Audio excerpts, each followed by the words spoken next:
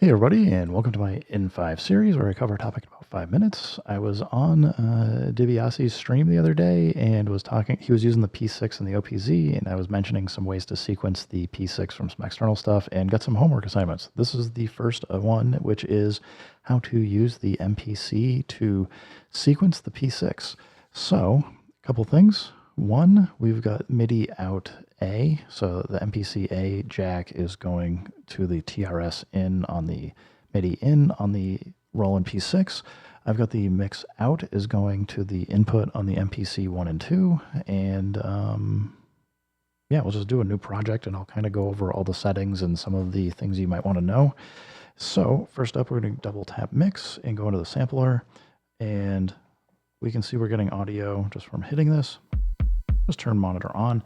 You're going to hear that, probably hear that USB-C ground loop, and that's because I have to recharge the P6. The battery, I don't know, maybe lasts for 2 hours, and I've been using it a lot, so it wasn't dead when I started recording a few P6 videos, and now it is dead, and unfortunately to get this video done, get to listen to that a little bit along with me.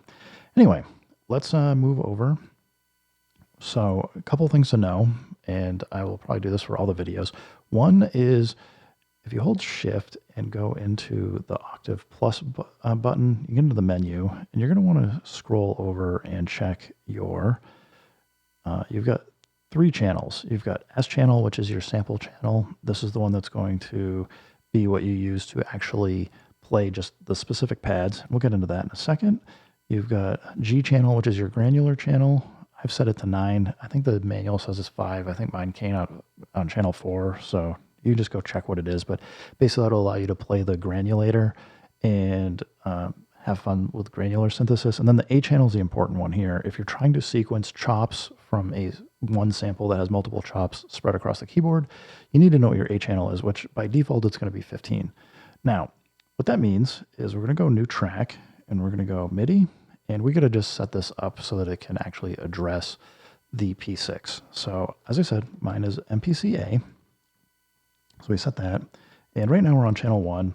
And as expected, it's not doing nothing. So let's go set this to, I'm going to start with channel 11 just to show you. So we can see here, we're playing something on bank H that I have sampled, and it's spread across the keyboard. It will just play the sample. You can't, you can use the pitch knob to adjust the pitch, but you can't play chromatically. So you're not gonna be able to use it like the chromatic mode on the SP404 Mark II, unless you, except for one sample at a time, or with your keyboard or the sample chops, you can only use whatever's your currently selected sample. In this case, this current sample, if I hit keyboard, is a mostly drum kit. So a couple things you need to do is, one, I'm going to double tap 16 levels because we need to get out of note mode and we need to go to chromatic mode. I don't want to be playing scales. I want to be able to address all of the notes. Next thing to know is each manufacturer chooses how they, just like they choose many other things and how they want to talk about it. I believe, if I remember correctly, the P6 says that this note here is a C2, and it's technically playing the note. But that's because after you go below, it just always plays whatever's in C2. If I play C sharp here, it's not playing what we want.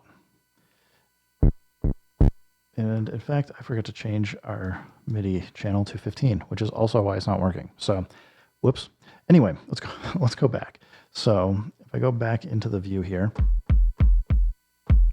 we can just see all of these are playing the kick drum, not what we want.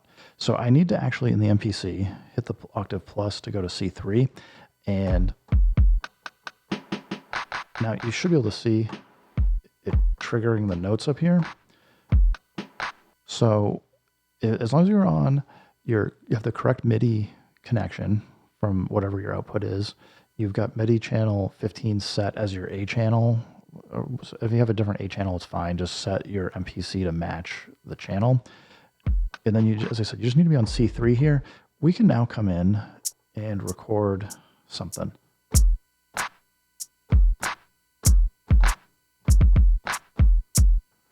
So it's playing along just fine, which is cool.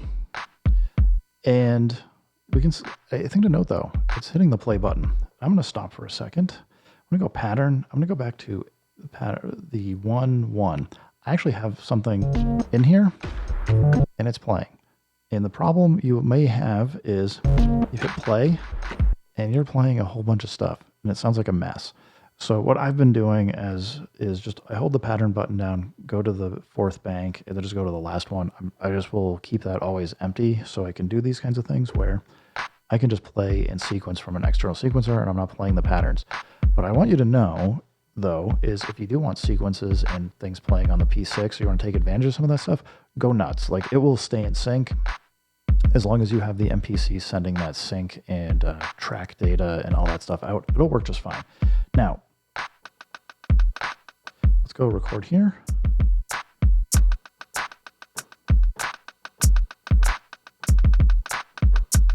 So, I mean, I just laid all this down. You may find, though, if you come in, if you're on mono, you're going to hear it's only able to play one note at a time off the keyboard. So just make sure you hold shift and hit gate and switch to poly if you want to be able to play multiple notes. If you're trying to do something that's more like a chops for, like, if you're recording different chops out of a sample for like a song or something, you're probably actually going to want that on mono so that you can then do your chops and have them kind of gate or cut off each other and not overlap and create a melodic mess. But sometimes you might want that. Trying to think if there's any other notes or things to think about. Probably a couple questions people may have is why would you want to use the external sequencer, because you've got one built in. I don't know what the PPQN is on the Roland P6, but it is not 960. So if you need to get very detailed, you can absolutely do it on the MPC. I actually would say for the M8 and the OPZ, you can do some really fun parameter lock and other stuff. And on those devices, there's other things you can't do because you have more limited effects. But we can immediately do some fun stuff like drop in scatter and just kind of bring that in and out. So like I can already see like this would be like a fun little side performance tool. Come in, grab filter, nail it for a few seconds. We can come in, and a thing to note is any of these parameters on the right side here are going to adjust all of the samples. So it's cool because if you're playing chops, you will get them to all be pitched exactly the same amount. We can go up to minus 24 and up to plus 24 pitch. But it allows you to kind of play around with some of the things in the sound. Heck, you can even go do start length or start point, which is actually shifting you. The start is actually shifting you the entire sample where you're starting from and where it's taking the chops further into the sample. So it will start picking things I would say are technically wrong, but might end up sounding really cool. And you got level. So if you don't have access to a mixer, or you don't want to have to go grab things in the back, to use the knob in the back to adjust your gain, you can do it right on the P6. Anyway, I know that's like a super long discussion on this. And as I said, I'll probably do this a similar or pretty much the same thing and just talking about how to do this on the OPZ and the M8 and like some of the pitfalls and things. But yeah, you can do this. You can then go record this stuff into loop. You can move your knobs and get all kinds of cool sounds out of it. So anyway, thanks everybody for stopping by. Keep making music, keep having fun. Remember, if it sounds good, it is good. And peace.